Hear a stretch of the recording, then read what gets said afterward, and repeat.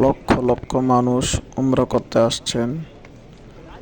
আর আমি বর্তমানে হারাম শরীফের খুবই কাছে আছি।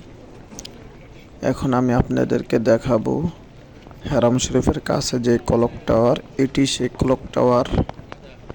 আমি কিছুক্ষণ পরে কাবা শরীফের কাছে যাব।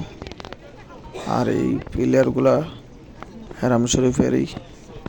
তো আমি আপনাদেরকে এখানের পরিবেশটা বর্তমানের কি অবস্থা আমি আপনাদেরকে দেখানোর চেষ্টা করতেছি। যেই দিকে তাকাবেন মানুষ আর মানুষ। আল্লাহু আকবার। সবাই উমরা করতে আসছেন। খুবই ভালো লাগলো।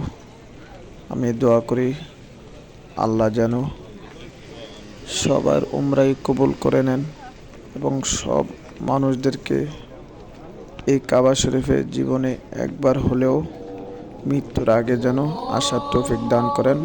আমিন।